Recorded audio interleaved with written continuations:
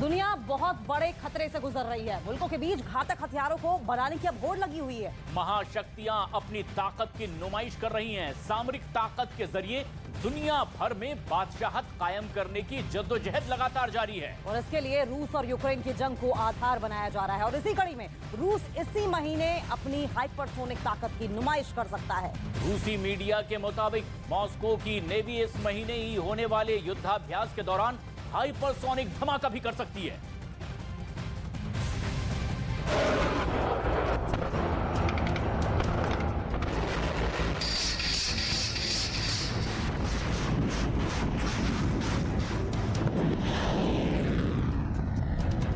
रूस के राष्ट्रपति व्लादिमीर पुतिन लगातार अपने बयानों से अपने अजेय हथियारों को लेकर पश्चिमी मुल्कों को धमकाने की कोशिश कर रहे हैं। उधर जेलेंस्की भी लगातार पश्चिमी मुल्कों से घातक हथियारों की मांग कर रहे हैं और ये भी कह रहे हैं कि पुतिन को उन्हीं की भाषा में नेटो को जवाब देना होगा। यानी अगर वो परमाणु हथियारों की हनक दिखा रहे हैं तो नेटो को भी पुतिन को बताना चाहिए कि मॉस्को पर भी एटम बम से हमला किया जा सकता है। इस बीच में टैंकों की सप्लाई को लेकर भड़के पुतिन अपने उस परमाणु ब्रीफकेस के साथ नजर आए जिससे वो दुनिया के किसी भी कोने से किसी भी कोने में कभी भी परमाणु हमले के लिए कमांड दे सकते हैं। और उनका कमांड मिलते ही अमेरिका तक रूसी एटॉमिक मिसाइल की जद में आ जाएगा।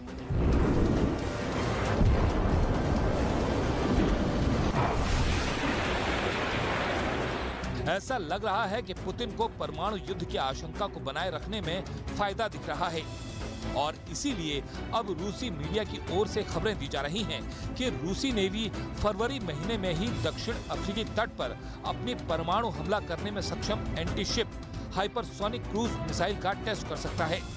दक्षिण अफ्रीका में युद्धाभ्यास के दौरान कर सकता है टेस्ट। चीन और दक्षिण अफ्रीका के साथ करेगा संयुक्त युद्धाभ्यास। रूस का जंगी जहाज एडमिरल गार्शकोव ले रहा है हिस्सा। एडमिरल गार्शकोव पर तैनात है जिरकॉन हाइपरसोनिक मिसाइल। अमेरिका के पास जिरकॉन इलेक्ट्रिक लॉन्च कर चुका है। युद्धाभ्यास में असली लॉन्चिंग का प्रदर्शन कर सकता है। 17 फरवरी से 26 फरवरी तक चलेगा युद्धाभ्यास। मासी 2 के नाम से किए जाने वाले इस युद्धाभ्यास की टाइमिंग को लेकर सवाल खड़े हो रहे हैं। ये युद्धाभ्यास ऐसे समय में किया जा रहा है जब युद्धाभ्यास के दौरान ही रूस के यूक्रेन पर अटैक की बरसी है 24 फरवरी और ऐसे मौके पर रूस का अपने सबसे घातक नेवल मिसाइल का टेस्ट करना बताता है कि पुतिन पश्चिमी मुल्कों को ये दिखाने की कोशिश कर रहे हैं कि उन्होंने अभी तक अपने सबसे ज्यादा विनाश करने वाले हथियारों को जंग में नहीं उतारा है और उसे खास वक्त के लिए रखा हुआ है। गुरुवार को जिस तरह का पुतिन का बयान आया था उससे तो यही अंदाजा लगाया जा रहा है। Преемственность поколений, ценностей, традиций – все это то, что отличает Россию, делает нас сильными и уверенными в себе, в своей правоте и в нашей победе.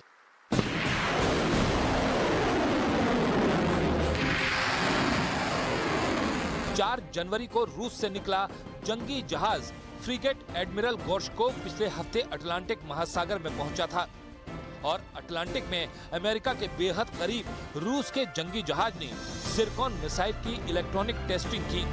हालांकि इस दौरान मिसाइल को फायर तो नहीं किया गया, मतलब हाइपरसोनिक मिसाइल को लॉन्च नहीं किया गया, लेकिन रूसी रक्षा मंत्रालय ने वीडियो जारी करके बताया कि एडमिरल गोर्शकोव से मिसाइल का सिमुलेशन टेस्ट किया गया, यानी कंप्यूटर पर टेस्ट किया गया और ये टेस्ट सफल रहा। Циркон, эффективность составила 1 единица, то есть в нашем варианте электронным пуском работая всего корабельного боевого расчета были подтверждены все те характеристики, которые... पुतिन के जखीरे में ऐसे कई हाइपरसोनिक मिसाइल हैं और वो इन मिसाइलों को अपनी सबसे बड़ी ताकत मानते हैं क्योंकि चीन और उत्तर कोरिया के अलावा दुनिया में किसी और मुल्क ने मिसाइल की इस घातक तकनीक को हासिल करने में अभी तक कामयाबी हासिल नहीं की है।